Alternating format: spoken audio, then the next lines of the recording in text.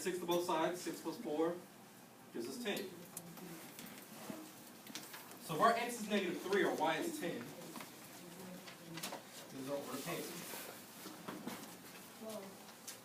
We have 3 more x's to grab. If our x is negative 1, what is our y? 6.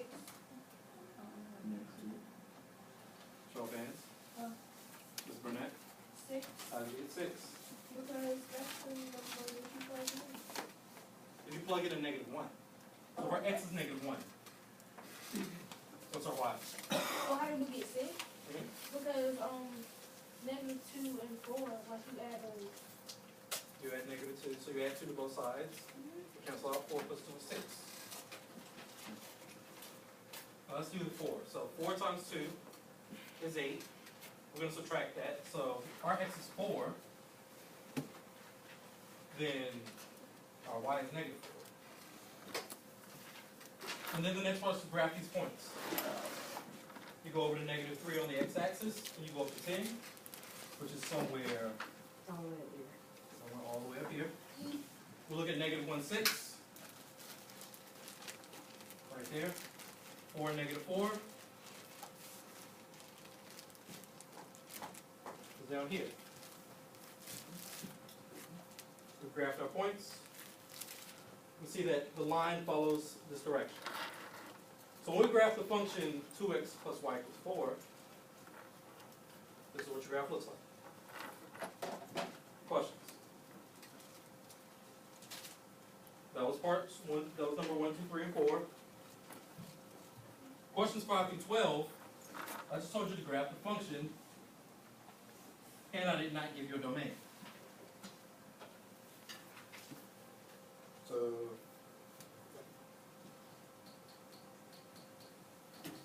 this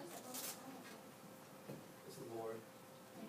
I gave you the function f of x is equal to 2x plus 2. What do we do here? Ms. Lynch?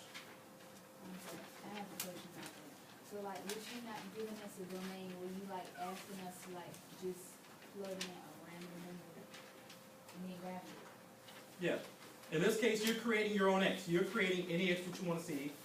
You want to plot enough points so that you get an idea of what your graph looks like. So, someone give me an x value. Show of hands. Yes, ma'am. If our x is 300, which we're not going to be able to see on this graph. 300 times 2, 600 plus 2, 602. So that's what that point looks like. Can someone give me something that we can see on this graph? Yes, sir. 4. If our x is 4, then our y is 2 times 4, which is 8, plus 2 is 10. Alright, any other number that we can see? 2. If our x is 2, then our y is 2 times 2 is 4, plus 2 is 6. Anything else? 1 times 2, plus 2 is 4. Show of hands for another one. Yes, ma'am. 3. 3 times 2 is 6, plus 2 is 8. So let's just graph these. 410 is up here, somewhere. 2, 6, right here. 1, 4, right there. 3, 8.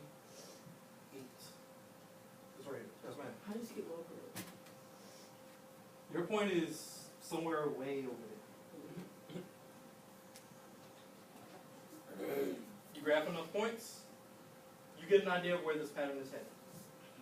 Right? Yeah. And that's all you have to do for those. So are there any questions on how to do this? You? Yes, ma'am. So the graph,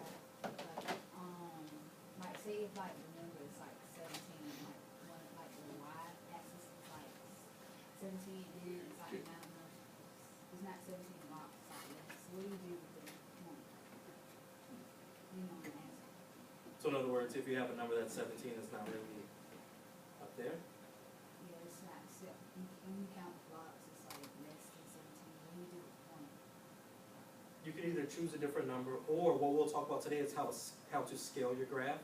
So not every graph is going to go 1, 2, 3, 4, 5, 6. You might have some that start off 10, 20, 30, 40, 50, or 6, 12, 18, so on. So it all depends on how you scale it. But we'll talk about that a little bit today. So again, any other questions?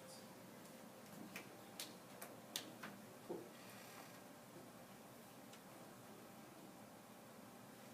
What I want you to do now is pay attention to the board. I am going to use this. And we're going to look at some data. You have to write it down? No, we're just going to analyze for a second. That is not the data. There we go. Can everyone see that? Mm-hmm. What do we have all the way at the side, the column at the side? Our study, Our studying and grade journal, quiz. radar no quiz. So, everyone take a second, fix your posture, make sure you're sitting up nice and straight. Now we have two different columns. We have our studying, we have radar no quiz.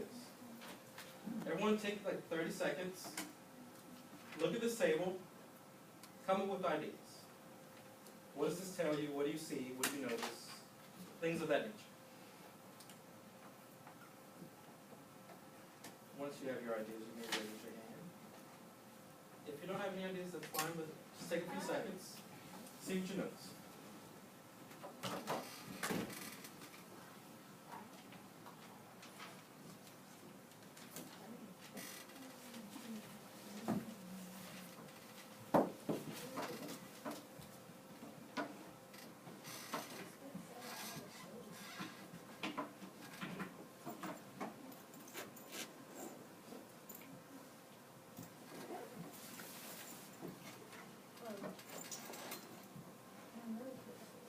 Mr. Evans, what do you notice? Every hour that goes by, the more points you earn on the quiz. So for every extra hour you spend studying, that's an increase in your quiz grade. Anyone notice anything else? Everyone knows the same thing? Something different. What else did you notice? That's kind of a pattern. There's a pattern. What kind of pattern? Like, for example, the first step, 1:30, first step, I can, it goes up to 5. Then 10, 10, 10, Make sure you speak 10. loudly. After that, it goes up to 5 more, so 95. That's what it is. So you notice a pattern of 5. plus 5, plus 5. There's a jump between 40 and 70. Then 10, 10, 10. Anything else? That's fine. I'm gonna sum it up, 1 hour of studying isn't enough. So she says 1 hour of studying isn't enough. That's one way to look at it. Is this realistic of study habits now? No. No? Why not? Ms. Mitchell? Cause I don't study at all, You don't study at all? and I had to get good grades in. Let's see. One thing I will tell you, if you're a student who feels like you don't have to study and you get good grades, that may be you now. But once you get to college, that will not hold true. In college, you must study. So it's important to start studying now.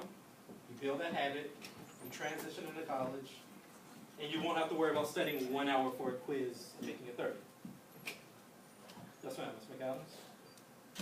Maybe it'd be helpful to study if I had like definitions, like if you gave us a list of like every other teacher's done this year, you give us a list of the vocabularies we have for math and the definitions that I could understand and study. So in other words, if I provided you with what to study, you could spend more time studying? Yes, because then I know how to study it, because then I'd be able to make flashcards instead of digging through my notes for 30 minutes just to find this term and then that term and just going back and forth. That's fair. That's how you study vocabulary for math.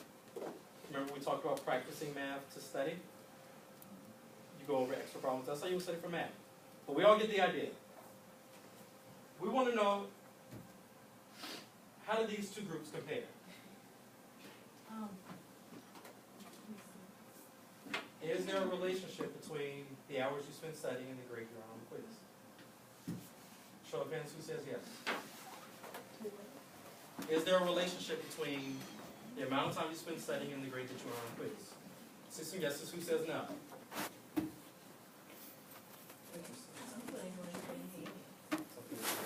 noticed. Question? We're talking about the relationship. What can you tell between our studying and the grades on the quiz? What do they have to do with each other?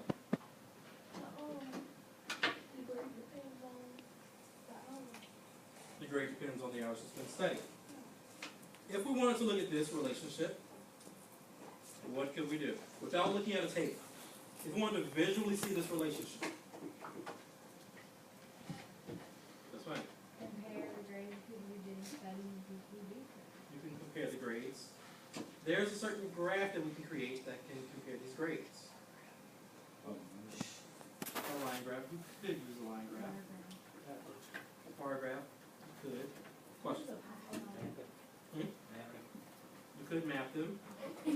But we'll look at a graph specifically. And I'll point the hours. And these are going to be individual people. So we're going to look at a certain discrete graph. We talked about discrete graphs last week. A discrete graph where you plot certain points. That's a scatter. Otherwise known as a scatter plot.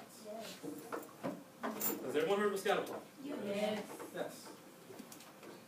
We're going to look at a scatter plot. Here's what I want you to pay attention to. We don't have any axes, we just have this grid right here.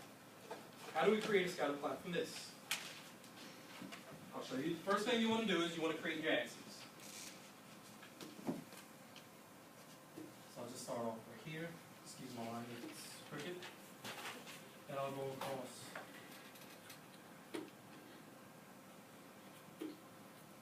Right here. So we have two axes. We have our x, we have our y, correct? Yes. We have our x, we have our y, correct? Yes. We have our x, we have our y, correct? Yes. We have our x, we have our y, correct? Wrong. Yeah. Wrong.